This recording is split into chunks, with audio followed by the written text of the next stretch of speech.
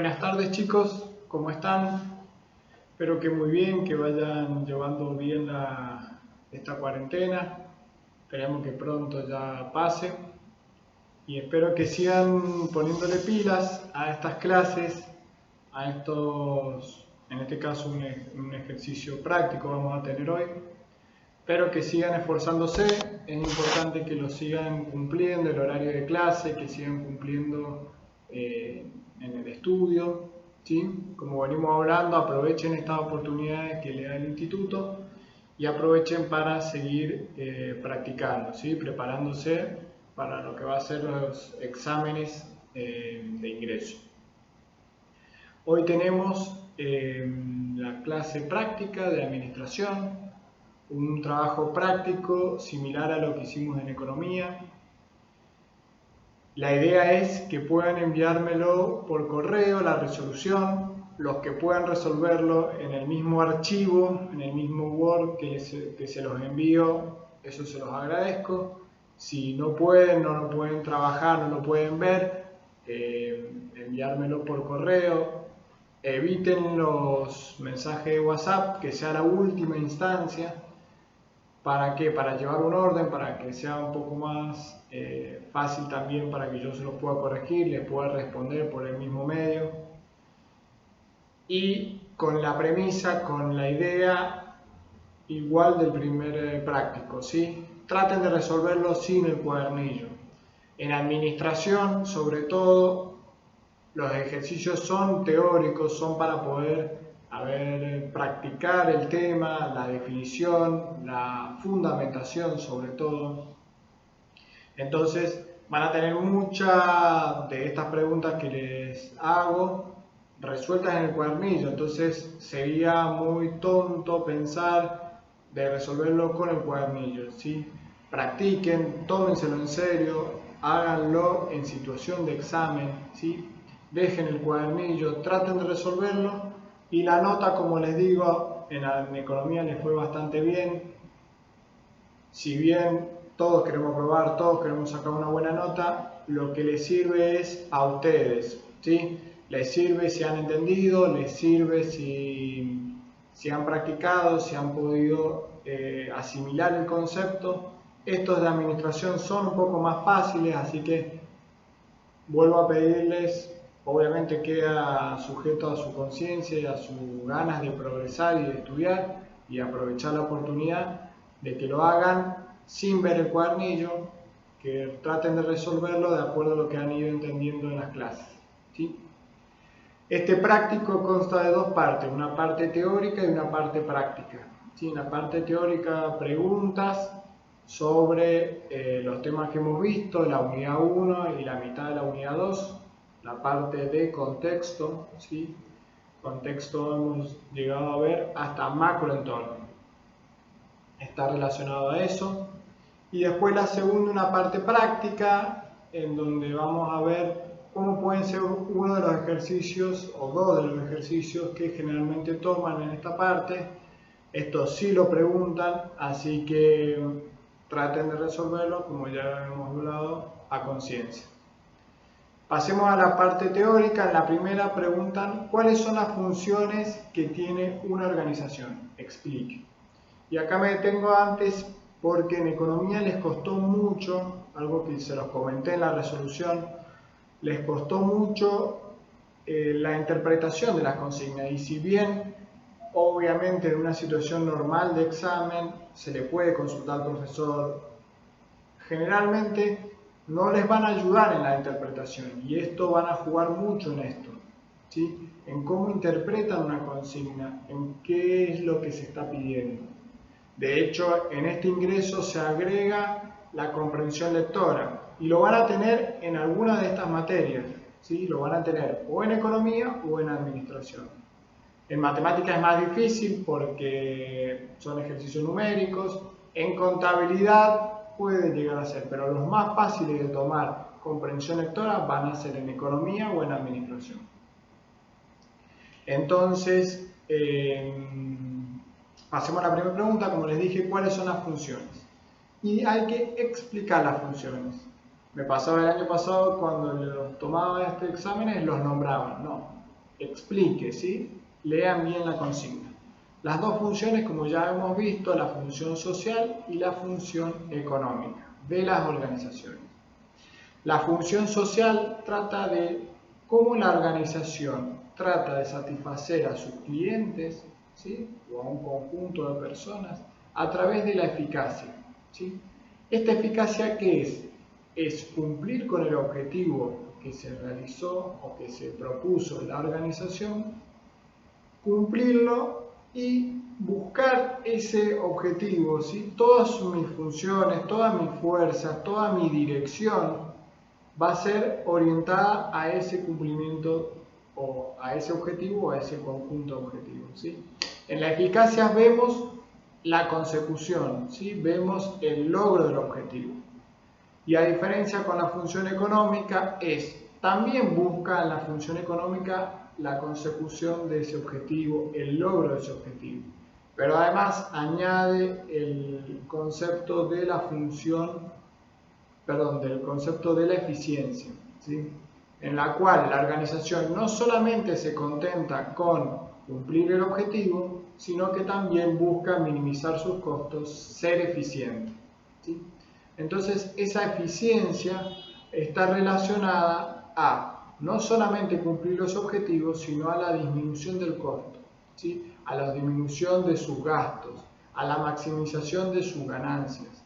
Esos son los ejemplos que hemos visto cuando desarrollamos la parte práctica de la unidad 1, ¿sí?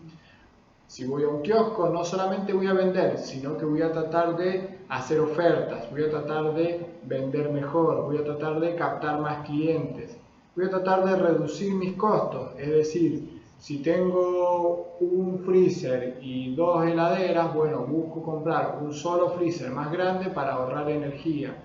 Se me ocurre algo en algo bien básico, en algo bien concreto que lo pueden entender, ¿sí? Eso por un lado. Y en otro ejemplo, muchos me preguntaban de la función económica, que también ya lo vimos en los anteriores videos. La función económica no está relacionada simplemente a que haya interacción de dinero, ¿sí?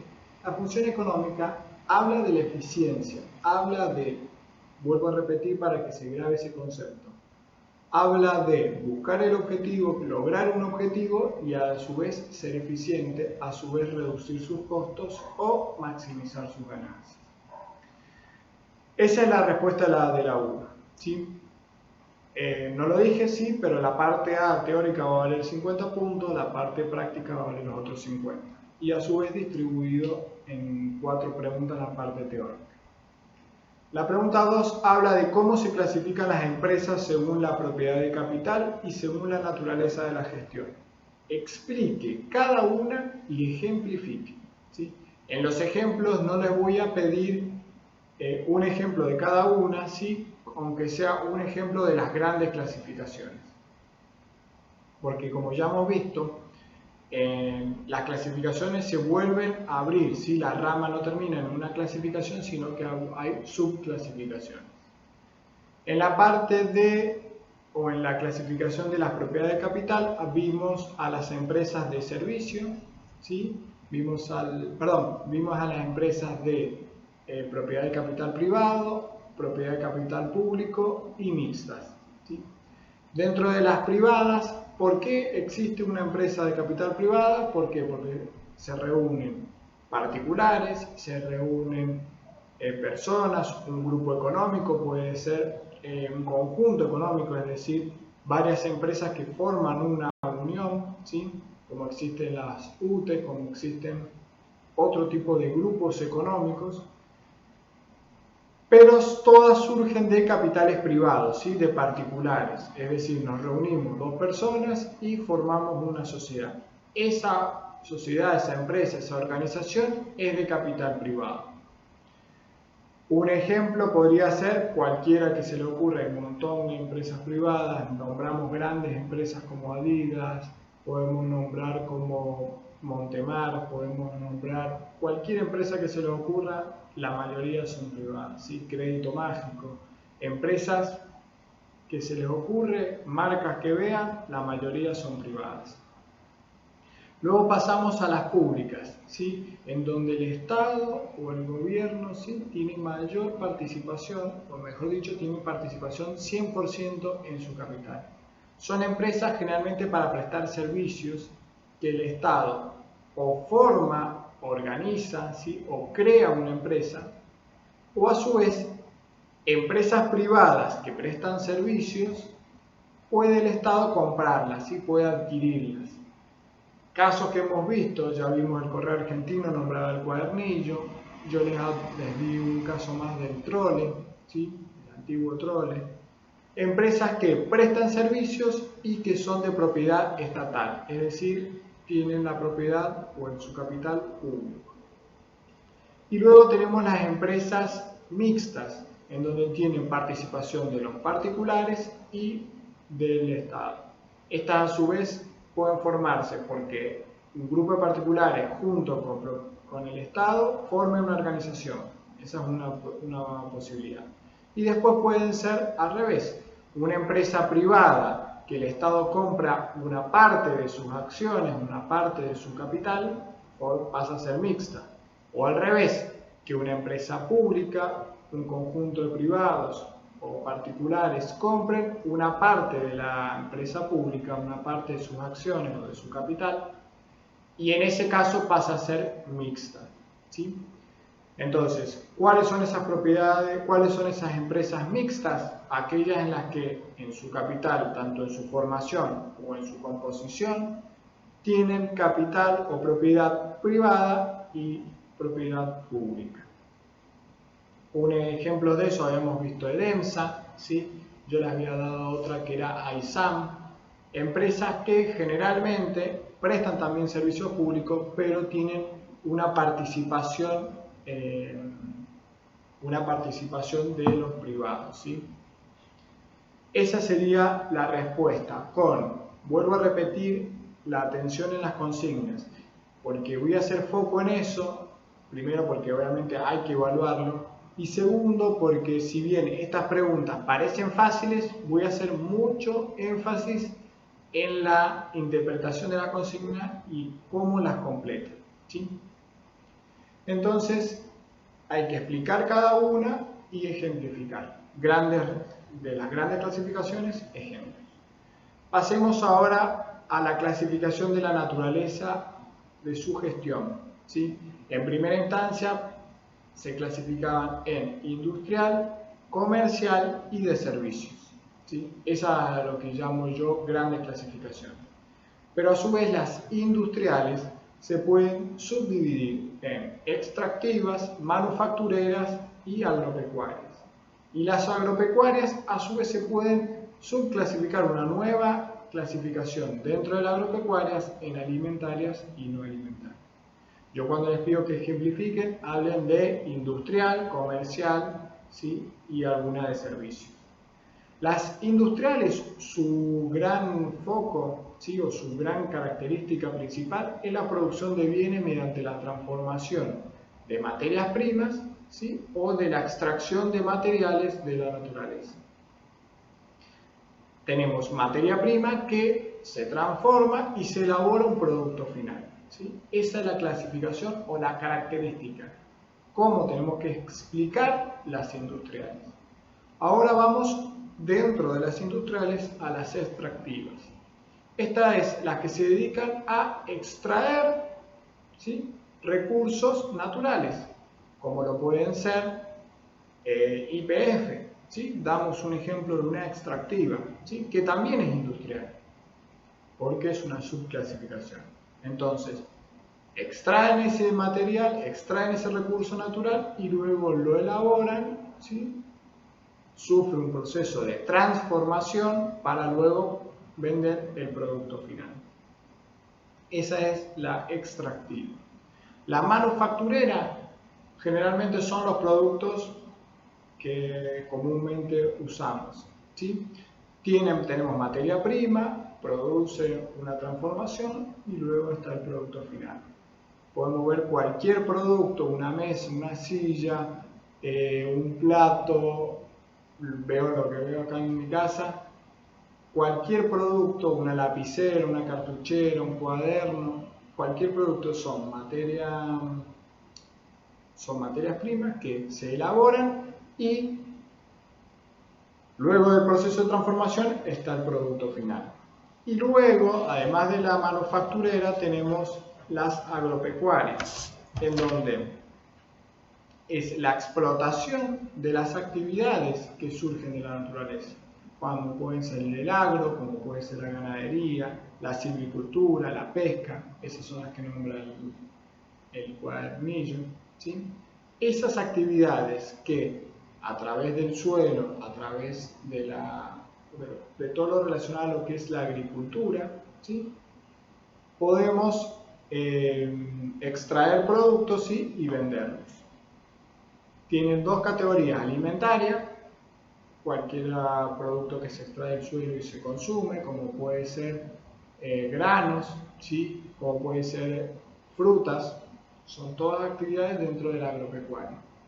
Y después no alimentarias, como yo siempre pongo el mismo ejemplo, es un ejemplo fácil y sencillo.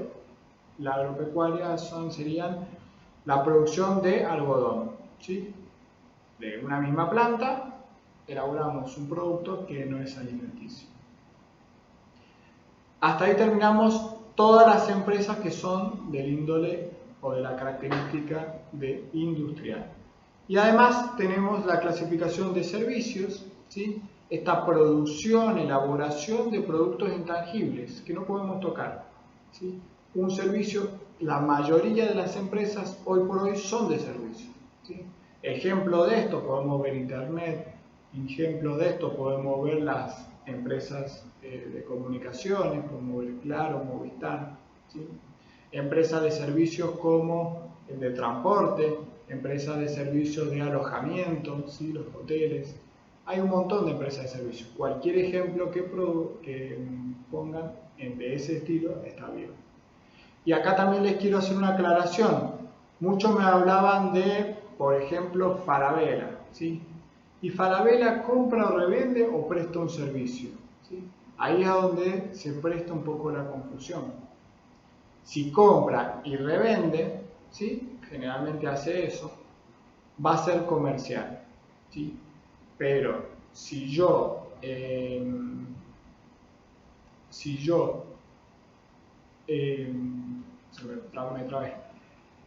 después elaboro una marca propia, produzco mi propia ropa, ¿sí? Puedo llegar a ser industrial, pero ustedes tienen que atacar, tienen que marcar, tienen que colocar la actividad principal, ¿sí? Generalmente entonces definimos a Falabella como una empresa de comercial. Eso por otro lado. Y después me había olvidado de las empresas comerciales, ¿sí? Justamente ahora me acordé con el ejemplo. Dentro de las naturaleza de su gestión ya dijimos industrial, ya dijimos de servicio y tenemos las comerciales, en donde tenemos diferenciadas las mayoristas y las minoristas. Las comerciales, ¿cómo yo puedo definir la empresa comercial? Aquellas que compran y revenden en su mismo estado, ¿sí? Pueden producir, pero su actividad principal va a ser comprar y revender. Y lo principal, o aquellas características que las va a definir como comerciales, son aquellas que compran y venden en el mismo estado en que lo hacen, ¿sí? Y acá nos vamos al ejemplo más fácil, más claro, que son los supermercados, ¿sí? Minoristas, cuando le venden a consumidores finales, puede ser un kiosco también, ¿sí? Una verdulería. Compran y revenden, ¿sí? En ese caso minoristas.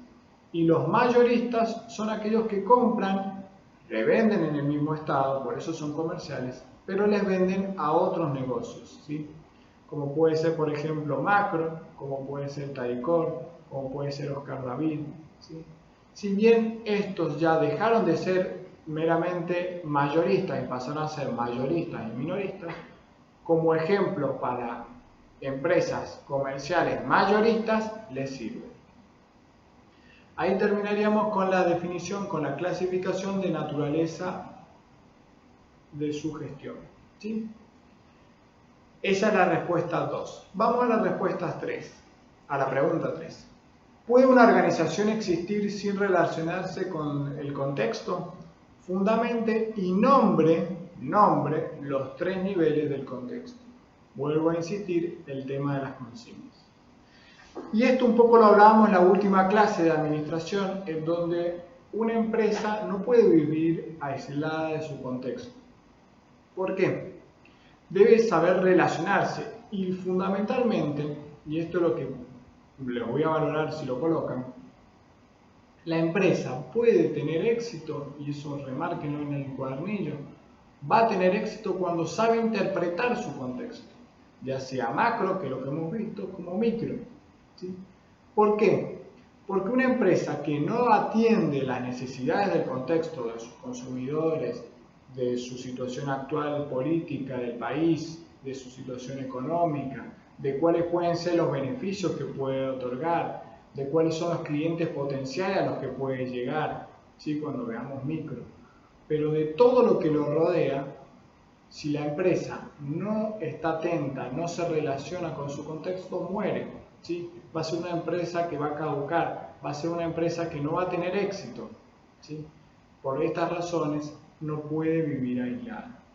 Y hoy por hoy, a lo que se influye, a lo que se trata de llegar, es que la empresa no solamente interactúe o reciba fuerzas de su contexto, sino que a su vez la empresa actúe o influya desde la empresa hacia el exterior, ¿sí? Como puede ser el cuidado del medio ambiente, ¿sí? Como puede ser la empresa que promueva nuevas actividades, ¿sí? Como puede ser la motivación y el cuidado de sus empleados.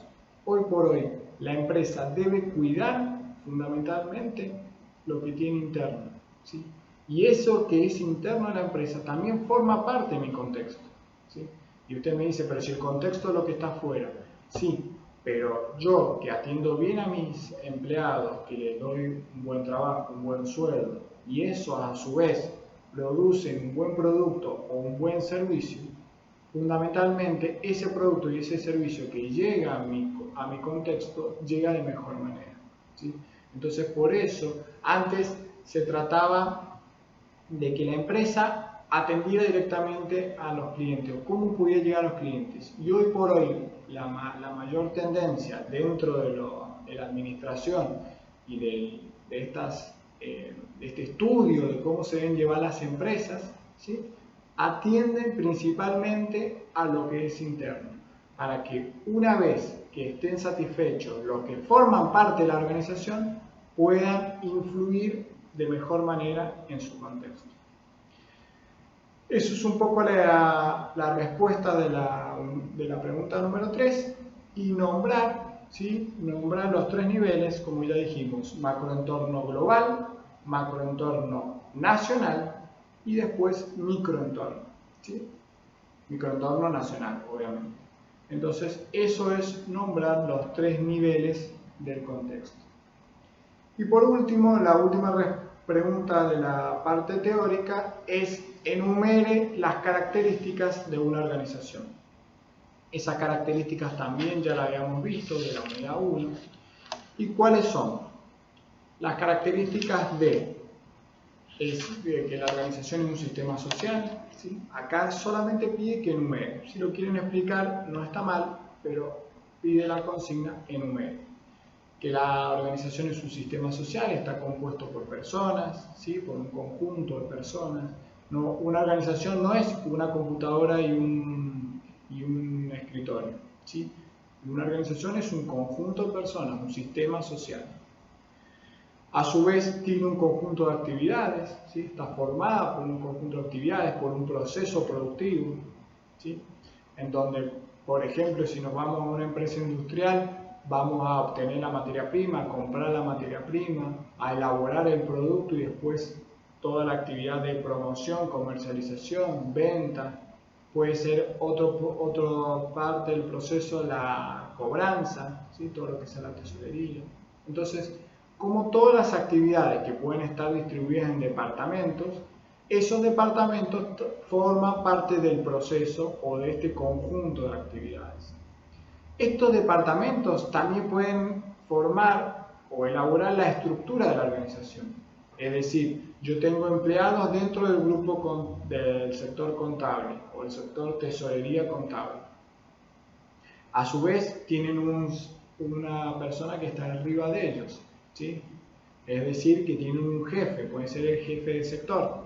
A su vez tienen un comité, que es o una persona que centraliza todas las decisiones, toda la información que elabora cada sector.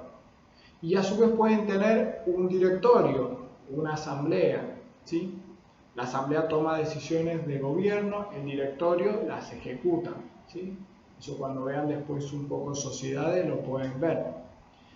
Y esa es la estructura que generalmente se habla de una estructura piramidal, en donde existen muchos empleados y a medida de que va subiendo el nivel jerárquico, se va reduciendo la cantidad de personas. Por eso es tiene una estructura o una forma piramidal. La estructura es otra de las características de la organización. Y a su vez, cuando se crea la organización o ante balances anuales, balances cada 5 años, o cuando se reúna esta asamblea que dirige la organización, se presentan y se formulan objetivos. Pueden ser objetivos mensuales, pueden ser objetivos anuales, pueden ser objetivos para toda la vida de la organización. Pero siempre debe estar establecido, es fundamental. Porque una organización que no tiene objetivos, ¿para qué está? ¿Por qué se creó? ¿Sí? Entonces, el establecimiento de objetivos es una característica fundamental de la organización. Y que esos objetivos, algo muy importante también, deben ser conocidos por toda la organización. ¿Por qué? Porque si yo, que soy el último empleado del sector producción, no conozco el objetivo, no sé a qué se dedica, no sé cuál es el interés, no sé qué es lo que quiere llegar a esta organización. Entonces, el objetivo, un concepto importante y que lo debe conocer toda la organización, o lo mejor sería que lo conozca toda la organización. Eso por otro lado. Y después me queda la última característica, el contexto, ¿sí? Algo que ya hemos hablado, algo que ya definimos en la pregunta anterior, que esa organización debe conocer, debe interpretar ese contexto para saber actuar en ese contexto, ¿sí? Esas serían las características de la organización. Pasemos a la parte práctica. En la parte práctica, yo armé dos cuadros similares a los que habíamos visto en las actividades del cuadernillo y les coloqué dos empresas, ¿sí? Dos empresas Andesmar e Hipotecario, en donde deben poner cuál es la característica, o mejor dicho, cuál es la clasificación de acuerdo a las formas, ¿sí?, que les pido, ¿sí? Deben ver cuál es la clasificación que ustedes creen que es primordial, ¿sí? Ya dijimos que puede tener dos clasificaciones dentro de una misma, ¿sí? Pero ustedes tienen que colocar la principal. Y a su vez tienen que saber fundamentar por qué es, ¿sí? A veces me han colocado la que yo creía que es una clasificación secundaria. Pero si me lo fundamentan bien, se los voy a colocar bien, yo y el profesor que les corrija en la facultad. Entonces, no solamente tienen que saber qué clasificación corresponde, sino que también tienen que saber cuál es el porqué, cuál es el fundamento de esa clasificación. En donde colocamos Andesmar, propiedad, dijimos que es propiedad privada, ¿sí? Forma parte de, o se formó con capitales privados, capital de particulares. Ese es el porqué. Naturaleza es de servicio, ¿sí? Y acá muchos me van a preguntar, pero Andesmar no vende sus pasajes, no recibe dinero. Sí, pero su actividad principal es de servicio, el servicio de transporte. Entonces, donde coloquen naturaleza, tiene que colocar de servicio. Comercial, yo no veo que Andesmar compre y venda micros o compre y venda un producto, ¿sí?, la comida que le dan en el viaje. No, Andesmar presta un servicio, ¿sí?, más allá de que lo venda el servicio. Esa es la explicación de su naturaleza. Y de su tamaño yo creo que es pyme, ¿sí?, porque pude averiguar, es una pyme. de acuerdo, o sus justificaciones de acuerdo a su nivel de ventas, es considerado una pyme o una mediana empresa. Esa es la justificación. Y en el banco hipotecario, creo que está en el cuadernillo en su propiedad, es un banco de propiedad mixta, ¿sí? De acuerdo a su propiedad del capital, es mixto, es decir, tiene parte estatal y parte de los privados, se formó por capitales de privado y estatal. Su naturaleza también es una empresa de servicio, ¿sí? Presta el servicio de ¿qué? De prestar dinero, de otorgar financiación, ¿sí? De la guarda del dinero, ¿sí? Porque yo cuando hago un plazo fijo coloco dinero en caja de seguridad, ¿sí? Vendo y compro divisas, todos son servicios, ¿sí? Entonces esa es la clasificación de su naturaleza. Y de acuerdo a su tamaño, generalmente los bancos, por el volumen de venta, por el volumen de movimientos que tiene en sus cuentas, generalmente son grandes empresas. Pueden colocarlo, tiene un ámbito nacional, ¿sí? Banco hipotecario. O por su volumen de venta, su volumen de ingresos, es considerado una empresa grande. Esas son las justificaciones válidas para que puedan resolver ese ejercicio.